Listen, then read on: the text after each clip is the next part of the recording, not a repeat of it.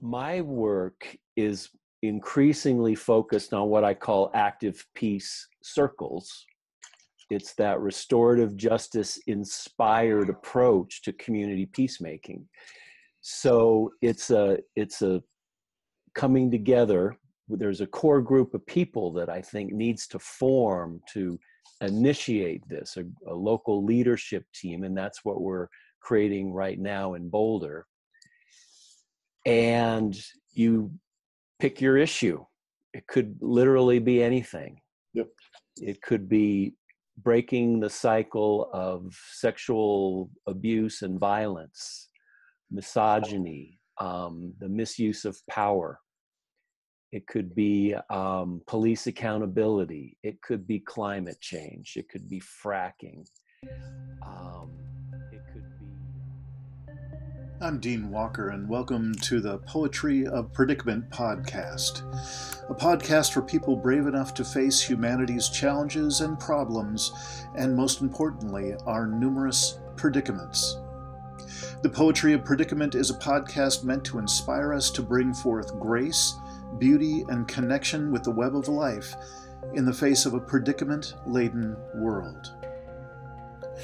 This episode of the Poetry of Predicament, let's welcome founder of Active Peace and the Active Peacemaker Training, visionary peacemaker Scott Brown. Scott has a long and deep history in this work and is making this peacemaking presence available to others through his books, trainings, and coaching. Scott Brown.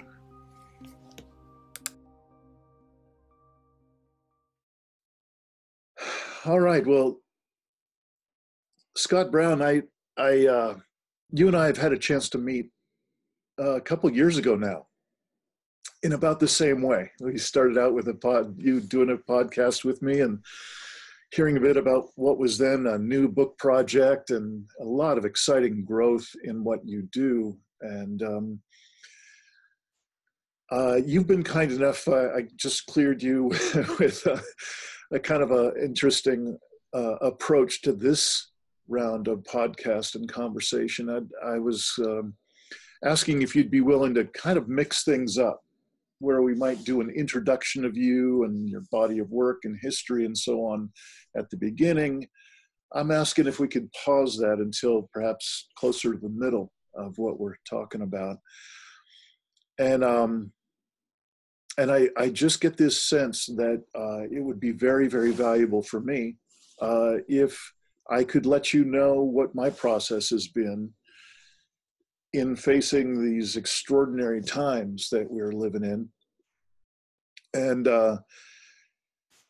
then I would just very much appreciate your context, what resonates for you out of what I'm sharing, and then what doesn't, and how you might respond from your body of work. And so if that's still okay, then... Still okay. Then yeah. Off we go. Okay. Yeah. All right. Well, the things that really came to me strongly when I thought about this second meeting with you is I'm writing my second book, and I'm writing a workbook that goes with it. And I've noticed all along that you've got very experiential components peppered throughout your body of work, so people can actually engage in it. And I know that that is something that I very much need to do as well. So in the name of that engagement, I'll just mention a little history of writing the first book. I started writing just about exactly the time that Naomi Klein put out her book, This Changes Everything. And what I'd like to acknowledge Naomi Klein for in that is that she created this container, this remarkable, huge container for the conversation that included not just the climate or not just capitalism, which are obviously there in the title, but she goes to great lengths to include social justice, environmental justice, equity issues, at a level that, I'm certainly have been long aware of those issues, but there I was trying to vet the material of abrupt climate change for the book I was writing. Massive, full plate, big self-assigned task of learning how to learn about these things so that I could then write about them. And I noticed that I had to just set aside a huge chunk of what Naomi Klein included in her book, even though I knew about those issues. I literally didn't have the capacity to hold that amount of dissonance and discord and problems and even predicaments. So I did that. And so I'm just naming that, and it's with some embarrassment. I noticed that I still have a little wafts of embarrassment for having done that. But I do now know that one's capacity is one's capacity. So how this all relates to you and this conversation, thank you so much for sitting through this through this long lead-in.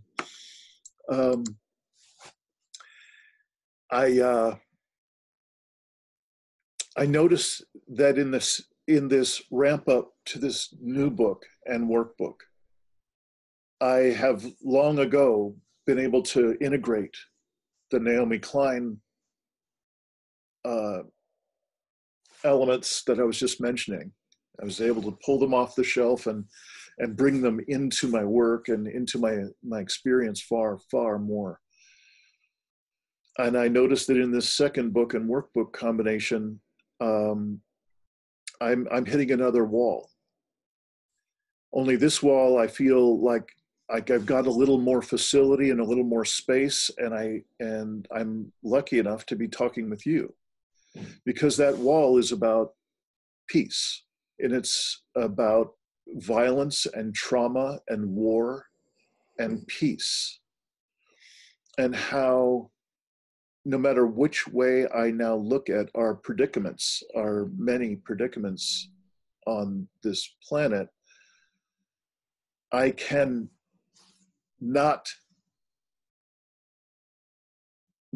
see the issues of peace and war and violence and trauma at nearly every level of it that's in view from my perspective. So there's an entirely new way in which I can reach out to speak with you today that 2 years ago, this was back behind the Naomi Klein material, if you're following what I'm saying. I am. And so on the one hand, again, I have these wafts of embarrassment of I don't have enough capacity, or, I consider myself a fairly intelligent or able person in writing and facilitation and so on. But I know it's foolish of me not to be just boldly honest about my capacity and about my process, because there is no other place to be. And so what I do recall vividly from you is the space that you hold. And so I feel completely safe and welcome and even invited to share with you the way I'm sharing with you, which, needless to say, is an unusual space in our world. This is not a frequently held conversation. So I thank you for that safety.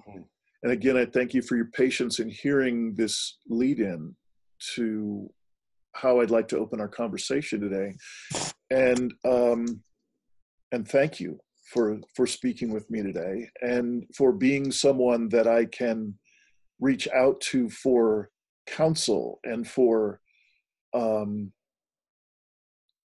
your own sharing that might shed some light for me as I take my next steps in expansion.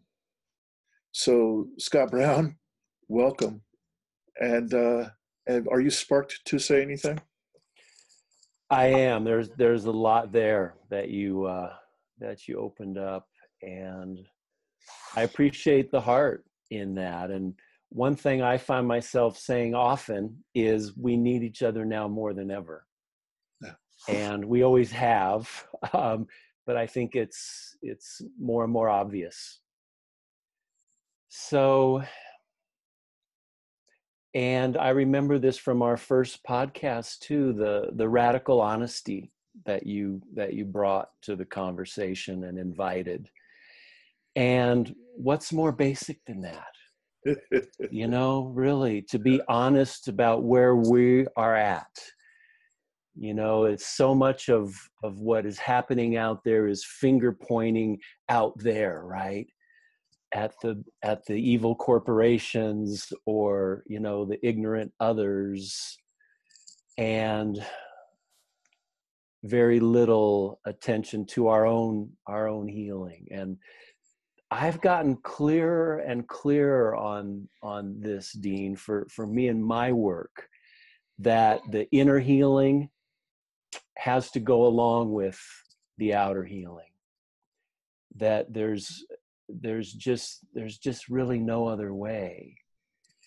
And not that we have to fall into that mindset of first it's my healing, and then I'll move out into the world and engage. I also don't think it works like that. You know, I think there's a good argument to be made for, you know, some level of starting with myself, but it's never going to be a finished product, right? Because I am not separate from what's happening out in the world. So I think this has been a real limitation to personal healing in our culture, is that failure to engage and embody an integrated approach to healing that includes social justice and environmental health and all of the issues. So that's really the first thing that comes up around what you shared.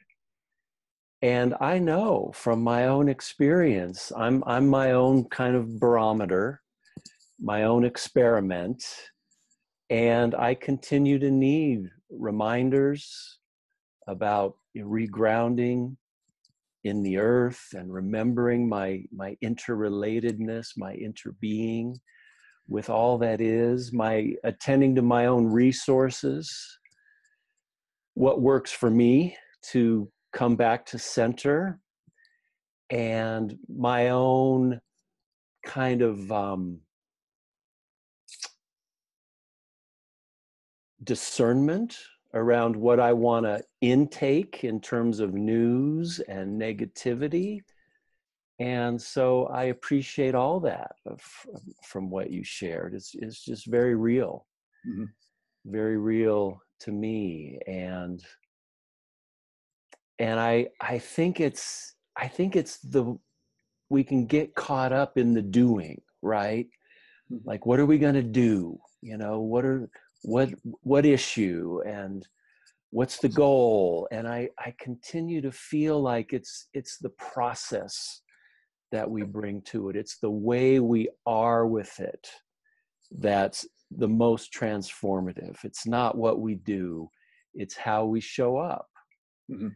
And I just did a couple of big workshops here in Boulder, really kind of rolling out the D part of nonviolence. Was the first workshop to really get people reset in their hearts.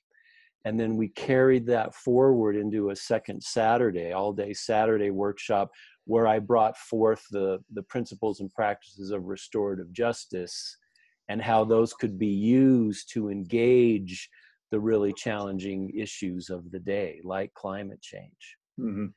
And it was 2 full days of radical honesty and being in the heart. And the main thing that came out of it was the wisdom in the room. the wisdom of the circle, the people that were there. Yeah, I would like to think I contributed some helpful things, but it was this community that came together that had the ability to step back and see the bigger picture. Yeah. Because without that, we get stuck in crisis mentality. And I believe that despite the tendency, to think of the issues as crises and short time frames, that we still have to take the time to breathe and ground and attend to relationships and attend to the way we approach these issues. And crisis mentality just really, it narrows our focus so much and limits our capacity to be nonviolent. Nonviolence at its root is relational, and it doesn't write anybody off. It doesn't point fingers. And so one of the things I really feel like I'm about these days is reminding people what nonviolence really is.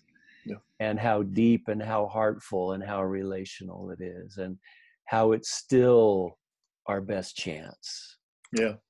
So maybe this is a good pivot point to loop back to what would be a traditional introduction and starting point for this conversation. Could you, I notice, up on the screen, I've got your website for the number 4, activepeace.com. And, on that website, it just keeps going and going. There are numerous offerings, your book, videos, practices. Can you give us a little bit one more time about your past, your history, your context that has you land facilitating 2 full-day workshops of the caliber that you're talking about? What got you here? Yeah, well, hard-won experience. I started out as an angry, unconscious activist doing environmental work, first with Greenpeace and then with other organizations. I was very much caught up in shame and blame and finger pointing and a kind of a victim mentality. And I burned out on it, like a lot of other folks do, but not before starting to get some sense of a better way. I found myself in Canada doing environmental work and living there.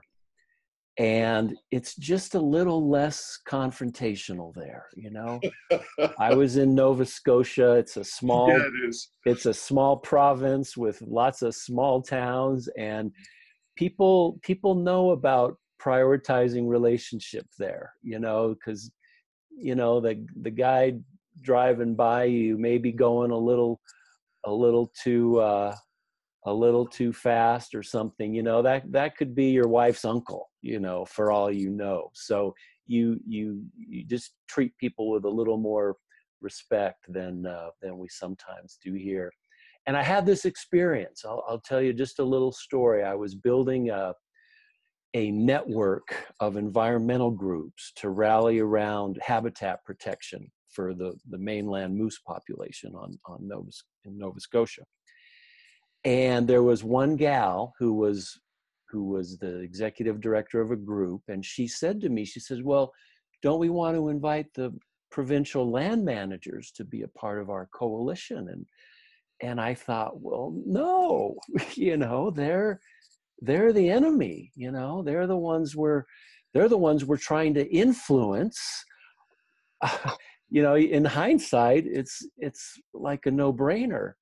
Almost, yeah, why would we want to invite them? They're the ones we want to try to influence. But I thought of them as the antagonists, as more or less the opponent. Yeah. And so I didn't agree to that request, but I saw how she had a good relationship with these land managers, and she was actually getting things done. So seed was planted.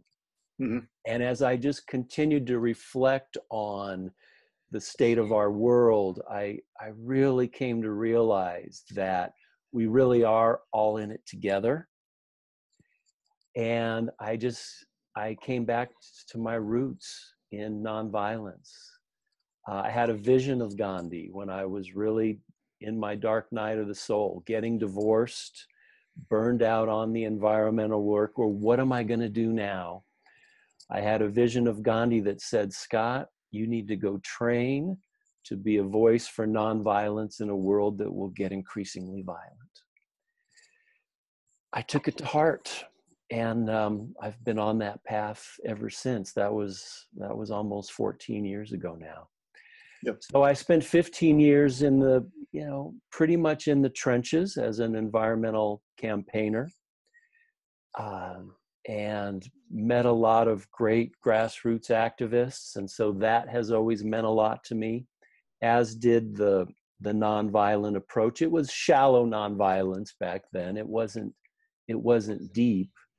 So it's been very meaningful to me to really become a student of Gandhi and a student of King, and bring my peacemaker training really fully integrated with what they gave us in terms of a method of nonviolence, and Yeah. to bring that out into the world as a way forward that's constructive, that doesn't burn us out, that feeds us.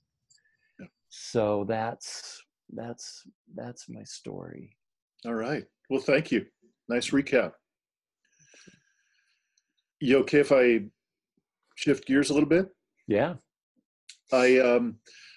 Once again, I'd like to just share a little bit of my process with you and see if you might be able to shed some light from your perspective and your way of operating.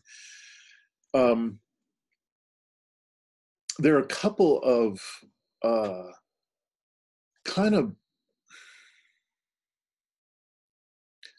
they're really tough. They can show up as obstacles. At the very least, they're stubborn examples of what appears to be how very polarized and different my experience of life as a human being is from some other person or people. And to be a little simpler and clearer about that, there's a science communicator, and she's a remarkable climate scientist as well. Katharine Hayhoe is pretty well known in the science communication world, and particularly because she comes from a fundamentalist Christian, in fact, evangelical background, and that's who she still goes to church with on Sunday and lives around, and her husband is a pastor, and she's in the thick of it. And she's a climate scientist, which I'm not sure how much you track with that, but the evangelical crowd has been virulently anti-environment and anti-climate change for as long as we've been talking about it. Anti-science even. Right. Yeah. And so, I really deeply admire someone. Katharine Hayhoe is one of the first people I ran into when I started asking the question while writing the book and so on. How do we bridge these gaps, this polarization that is so clearly present and is so deeply toxic to life on this planet and to our survival and so on? And the question that I'm really wanting to get to here is, I've listened to innumerable examples from her and how she does it, how she makes that bridge to her own community. And God bless her for that. She's doing, decent job. What I'm noticing is that there is her version of how to make it work is basically get clear what their values are. Be curious and find out and inquire. And so what's important to you, kind of a thing. Mm-hmm. And once that's brought forth, once that's fairly clear, she makes a point of couching the conversation as close to those values as she can possibly get. And again, I think she does as good a job as anyone in the world at this point in that. But what I'm also noticing is that is not anywhere near a negotiated midway point.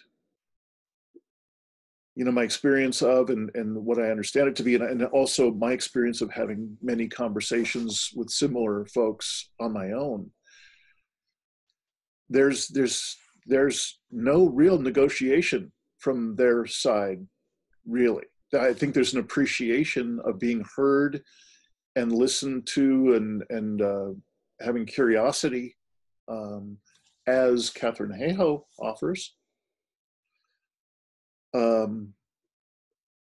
But bottom line, I don't see them any closer to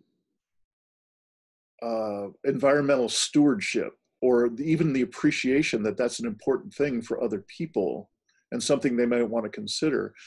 So I'm wondering, is there some sort of nonviolent communication? Is there some sort of facilitation? Is there some sort of reframing or reorienting of myself, just using myself as the example of someone who's wanting to have these conversations, and have them be something other than getting to a peaceful resolution for them, which is they feel heard and we haven't gone anywhere. Is that a clear question? It's clear enough. Yeah. Okay. I mean, once again, you're bringing some pretty deep stuff to the table here, and I appreciate that. Yeah. And I'm not familiar with her work. I think I might have heard her name. Yeah. And I know there's other people that are really interested in just some basic dialogue, not negotiation, as you point out, but just let's get to know each other. Let's start somewhere with building relationships. There was this groundswell of interest in that 2 years ago after the election. People kind of woke up and like, wow, there's a whole segment of the population out there that I am apparently not very connected to. Mm-hmm. And I share your interest in getting to the next step, getting to some kind of a pithy conversation about the state of the world, we could say. And I think Catherine Hayhoe is really pointing us down the road that we have to travel, despite the urgency that we might feel, because it sounds to me like she's talking about starting with some basic respect, and some basic listening, and some basic understanding. And we're in the territory of worldview here, right? Largely unconscious beliefs and assumptions about the world and how it works and what's important. Yeah. And we don't change those quickly. And it's practically impossible for me to change somebody else's worldview. Right. I tried. I have my own experience of fundamentalist Christian family members and engaging, and very painful experiences of us trying to change each other as we were growing up. Mm-hmm. And I know firsthand how much it doesn't work and is counterproductive once you cross a certain threshold, right? It becomes about being right, Yeah. and not about being not about understanding, Yeah. not about listening. Yeah. What's interesting, it seems like you and I may well have come to kind of a similar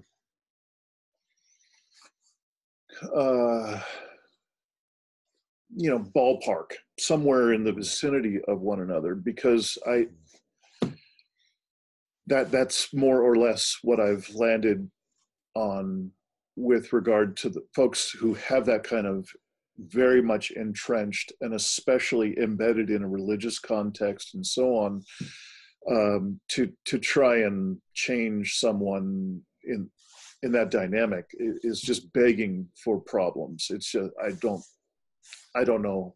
I don't have a clue. It's way above my pay grade how to figure out that kind of communication dynamic. And so where I've landed with my own body of work is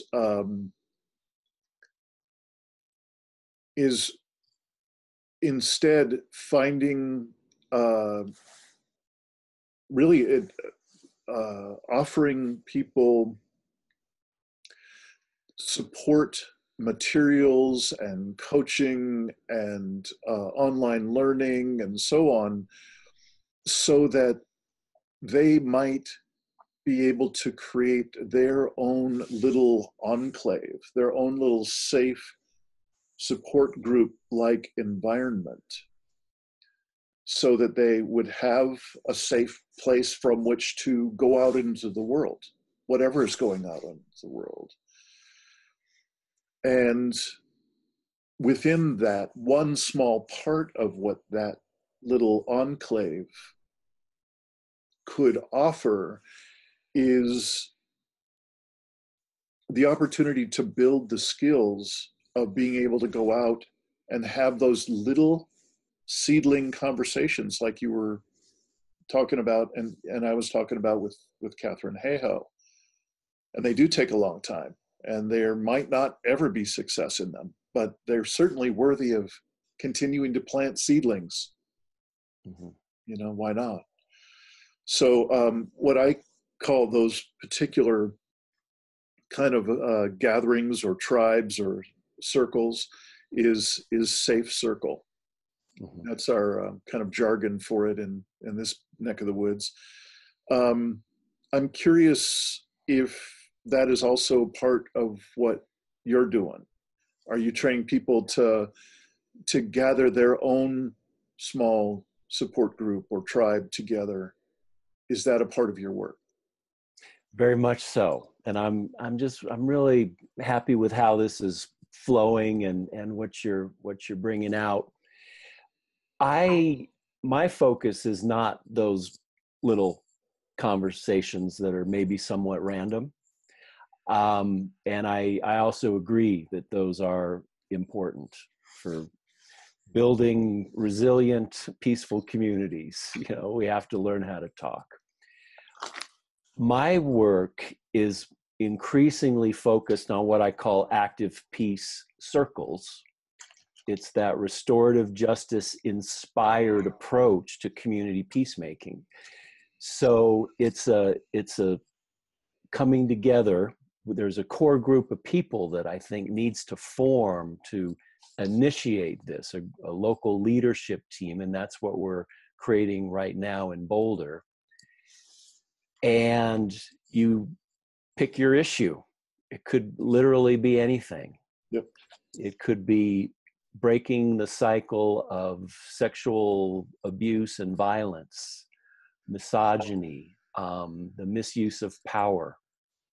It could be police accountability. It could be climate change. It could be fracking. It could be responses to variety of hate crimes. It could be racial justice, reparations. And first is creating the safe space, right? Grounded in deep principles of nonviolence, respect, prioritizing relationship. Responsibility is an important one in that context. Restorative justice revolves around harm and repair. And I trained pretty deeply in restorative justice. I ran the program for a while for the Boulder County Sheriff's Office. So I feel confident bringing it out of the box, so to speak, out of that system, and empowering people like you and me to address the harm that's happening in our communities at all scales, because no one else is gonna. And finger pointing and blame and litigation and legislation and protest isn't doing it. It's not changing the underlying beliefs. It's not changing the systems. So there's the deep work ahead that really requires us to come back to the personal again, my own healing, my own resilience, my own groundedness, my resources. But now I'm doing that in the context of a community of support, other people that are coming together to attend to this integration. We're attending to our relationships, healthy group dynamics, our personal healing, and we're bringing it out into the world on a tough issue. And so, very much so, safe circle, healing circle, active peace circle. And so there you ask the question, well, who needs to be in this circle? You know, who from the fracking side of the equation needs to be here? Maybe we get a whistleblower in the circle, because, you know, they're probably not gonna run yelling for joy into this to join the circle, because this is out of the box, right? It's like, what? But I think if we can communicate that this is a process that's not grounded in punishment and shame and blame, it's about understanding the harm and repairing the harm in the best way possible. That's the restorative justice model. That's what I'm bringing into this community-based social justice, social action context. And I think it's like Gandhi said about nonviolence, that the potential is unfathomable. You know, even Gandhi realized he was just kind of scratching the surface. And there was all this potential, and he invited us to evolve it. And so I see what I'm involved in as evolution of nonviolence, bringing in some nonviolent communication tools, bringing in restorative justice, making and I talk about transformational activism, right? That's where I'm putting my energy. Is activism that changes systems, that addresses root causes, which, you know, my belief on that is that it's the illusion of separation that is the root cause. I see climate change, climate destabilization as a symptom. I see racism as a symptom. I see sexual violence as a symptom of the belief that we're separate, our own woundedness, our own trauma, our own immaturity. So I want to be about addressing that. And the circle format is well suited to deep level healing, where we mostly get to practice listening, right? There's, you know, and I'm reminded, and I just want to say this, I still think it's relevant. I was reminded earlier of, I think it's an African saying, that we will protect only what we love, and we will love only what we come to know and are familiar with. And so I do believe our activism has to be hugely educational, as we go. And again, respectful. And that can start to shake loose worldviews and assumptions and the heart. So much of activism is from the neck up, it's heady. And I think we're called to a much more integrated approach that involves all of our embodied wisdom and the wisdom of the heart in particular.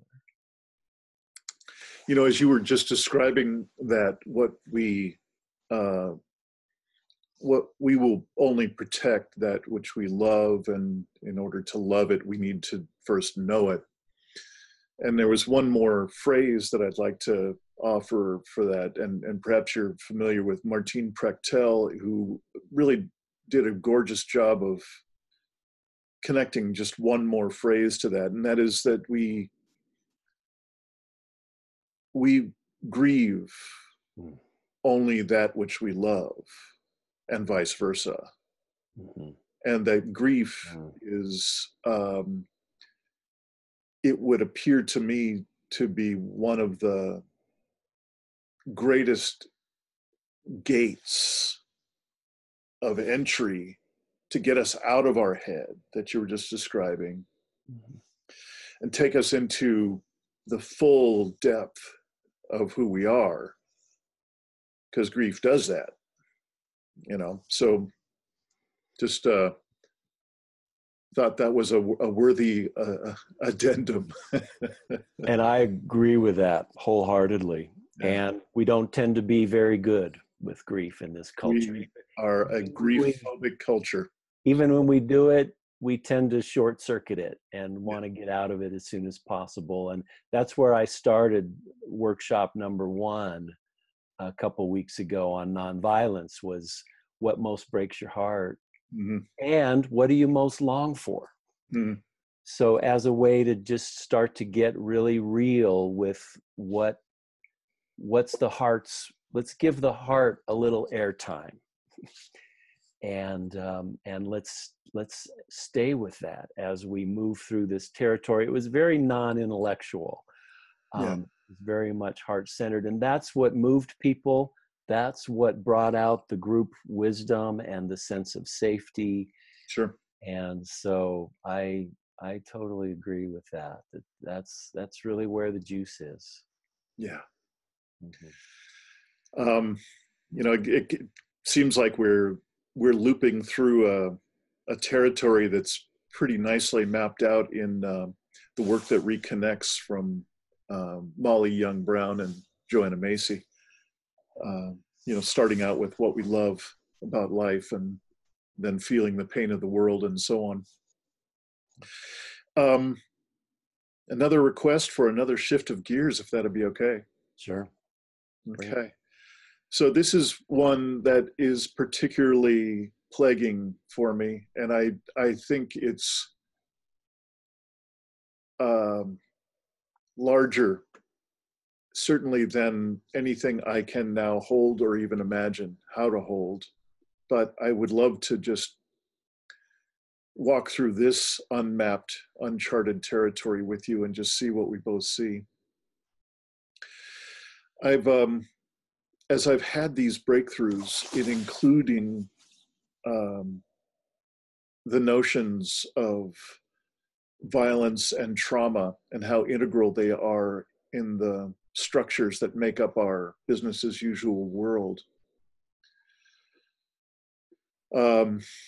there in the center of the conversation, or the lack of conversation, is the largest expenditure we make every single year for as long as I've been alive on the largest military that's ever existed on the planet. And it is the sacred cow. It is the thing that no one gets to touch. No one ever gets to reduce our expenditure. Our media never speaks in real terms about what we are doing with our military. So it's actually even larger as I've been grappling with it, because I've been really holding it as how is trauma, the experience of delivery of trauma or the reception of trauma, formulative in our world. But let's limit it for just a moment to this giant sacred cow of our military grip on our own culture, on virtually every culture in the world, one way or another. We influence it in a massive way. And how we just never talk about it. And I'll just add one more piece, that it was interesting to me to find out that in poll after poll, between 2/3 and 3/4 of Americans never talk with anybody about this kind of large scale conversations of consequence. Particularly, it was talking about climate change and habitat and so on, those kind of issues. So that wasn't even talking about military stuff. Right. It'd be even less with the military, no doubt. I'm sorry? I would imagine people talk even less about the military and its implications. And, exactly where I was going. Thank you. Yeah, makes sense. And so I'm just curious, whenever I think of the word peace now, I don't know how to separate it from that big blob in the center of my field of view as I'm writing and researching and so on. And I'm wondering if that is an active part of your perception in the world, your concerns in the world. Words like shadow come to me as a beating heart of that, and a beating dark heart of that. I'm just curious how that scale of not peace shows up for you, and how you hold it or how you process it. Wow.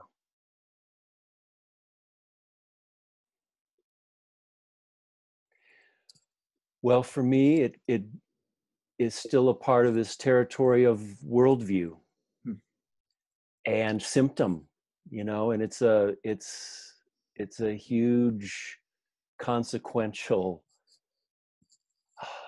dangerous, lethal symptom of this worldview grounded in separation. Mm-hmm. and fear, and you mentioned trauma. I think of immaturity and the need to be on so this is my process, that more than anything, I want to be a real human being, as the Taoists would put it. I want to wake up from the illusion of separation. Mm-hmm. I want to free my heart. I want to enliven this body so that it's less numb, because that's what I inherited as a part of my trauma. And one way to work with trauma that's very practical, and work with the shadow that's very practical, is, what haven't I loved yet? Asking myself the question, well, what haven't I loved yet? Because that's what's going to cast the shadow. So rather than, trying to get conscious of what's not conscious, which is by definition what the shadow is, well, what can I be conscious of in terms of what I haven't loved yet? Mm-hmm. And where I limit my circle of care and compassion. And, you know, Dean, one thing that came up as you were talking is there's two ways, two kind of fundamental ways to think about the big picture. One is, oh my God, it's so big. I think I need to compartmentalize. I need to shut off certain parts. And there may be a time and place for that. Mm-hmm. My experience more and more is when I don't exclude even that bigger stuff, it actually helps me come back to center, come back to my heart, come back to humility, come back to not knowing. Mm-hmm. And, you know, dropping the hero complex, you know, the savior complex, and come back to these very simple relationships, this idea that, yeah, wow, this is why we need each other now more than ever. Mm-hmm. Because no one of us has the answer. Mm-hmm. You know, there is no answer. It's a predicament that we have to live into, right? It's not a problem with an answer.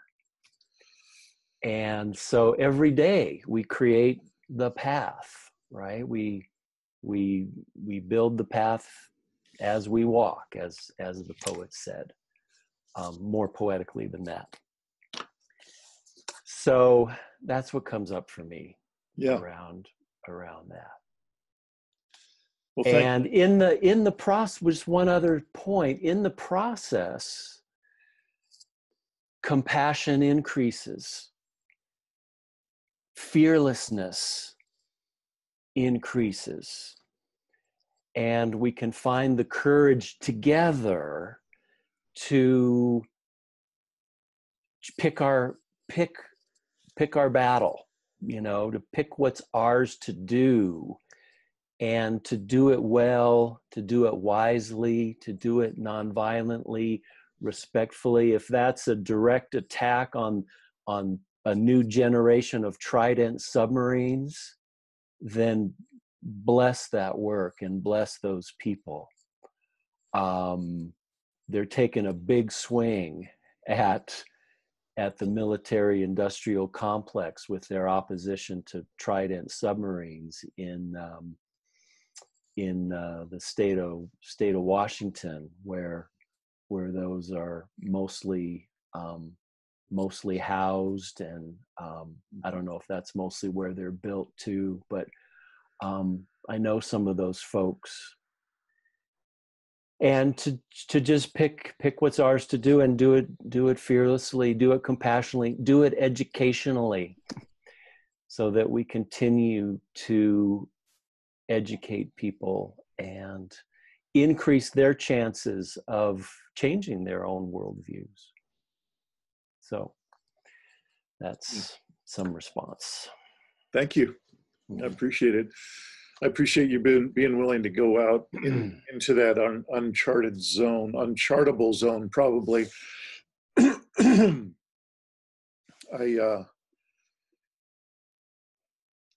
I hear you, and I think I've stepped in many of those same steps. Excuse me. The one word or concept or experience that I might add, darn,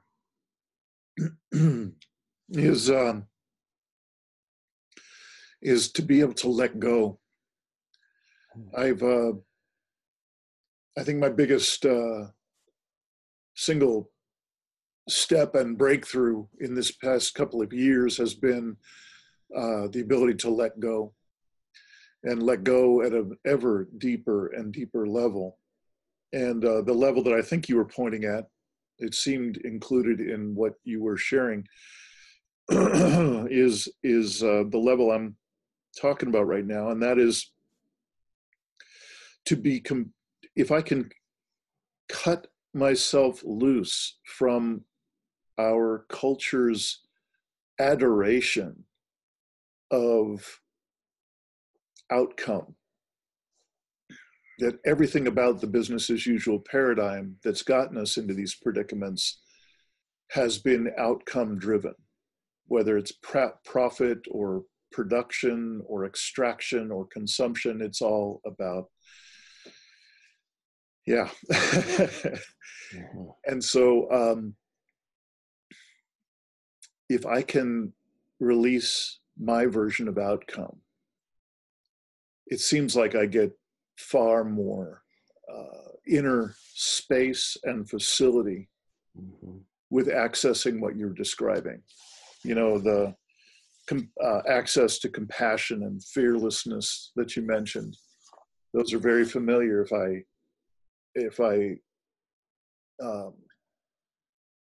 have access to that level of releasing outcome, of letting go.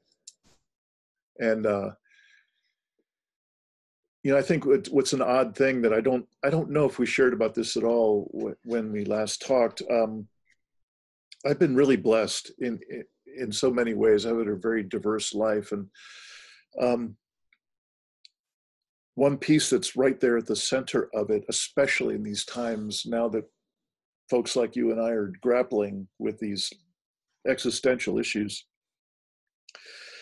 I've had this chain of experiences of in my conversations with fundamentalist religious people of a number of different sects, we found some common ground to talk about, and what more often than not they call it is grace, this state of being. And I like that word. I'm not a religious person at all. I've had only an antagonistic relationship with religion my whole life. But interesting that I've had these deep and wonderful, rich conversations with folks as we talk about grace, as we share our experiences of grace. And I noticed that one way that I've now come to be able to access that pretty much at will involves also being able to toggle off that almost an addiction to outcome, to agenda, to opinion, to, you know, that whole track that is so ingrained in us as members of the industrial world. So yeah, I wanted to include letting go as an access to grace. Grace being one way of talking about this, a state of, one of the states of being that's available to us if we're willing to be courageous enough to step through the the membrane of resistance of our business as usual world. Right.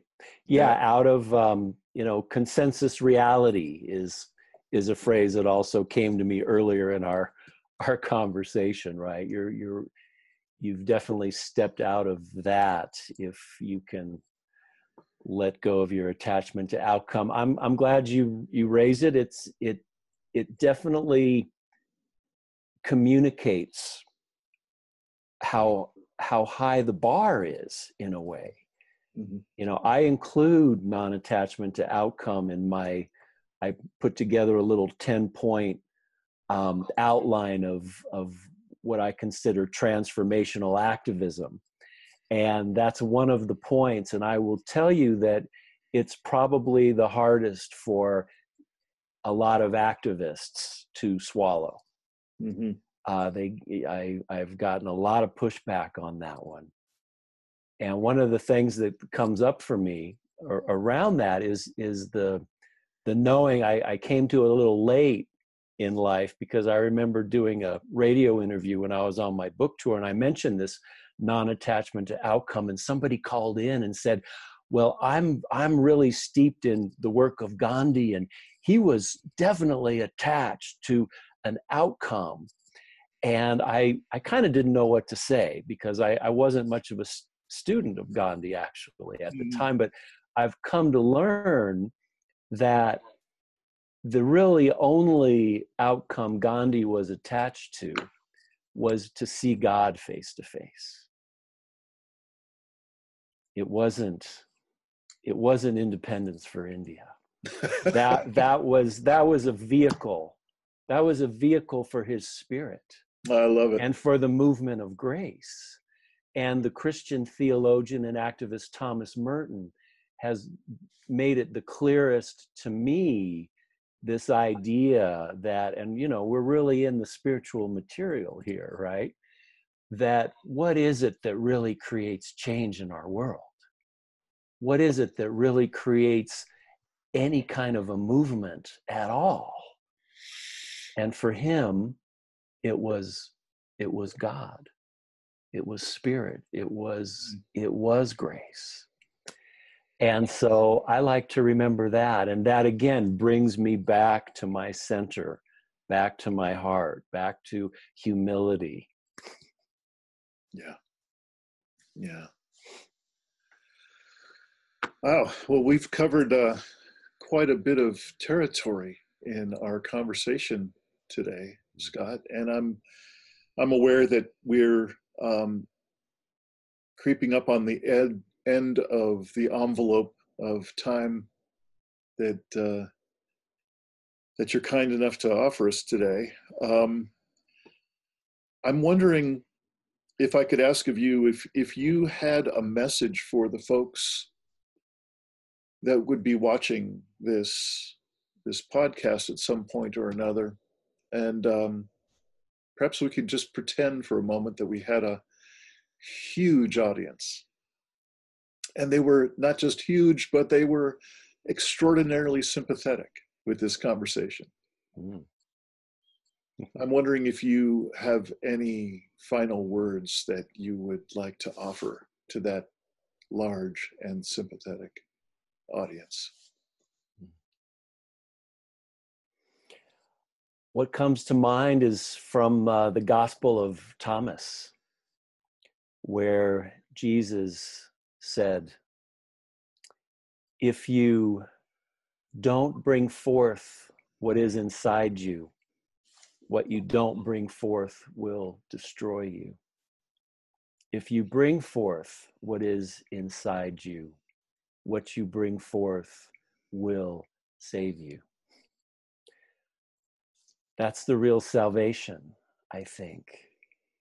And it feels like one way to articulate the calling is bringing forth what's really inside us. That's the love, that's the care, that's the compassion,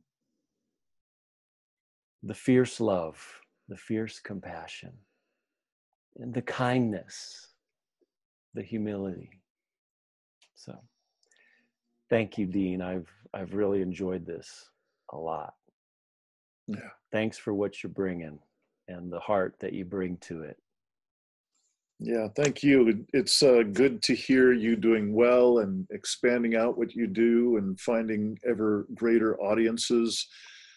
And I hope we can stay in touch with one another. I'd love to run by you this next layer of bookage that I've got coming out. I'd love to hear your feedback if you wouldn't mind. And I know at this point that unfortunately we are rare birds in this world that are, interacting with these predicaments at this level. And so one rare bird to another, thank you. Thank you, Dean. And we're not alone. I know there's an awful lot of people that are bringing themselves pretty fully to this too. So I just want to raise that up, because okay, I think it's important. So thanks again. Appreciate it. My pleasure, Scott. You take good care of yourself. Okay. You too, brother. Bye. Thanks for watching another episode of the Poetry of Predicament podcast. Produced by Dean Walker and the Living Resilience Alliance, www.livingresilience.net. Music today from Michael Hedges, as always, and also Port Blue Into the Sea. Also available on our website, www.livingresilience.net, is a wide array of articles, online learning series, arranging group and individual resilience coaching, and sign up for our every other Tuesday free support group that we call Safe Circle Calls.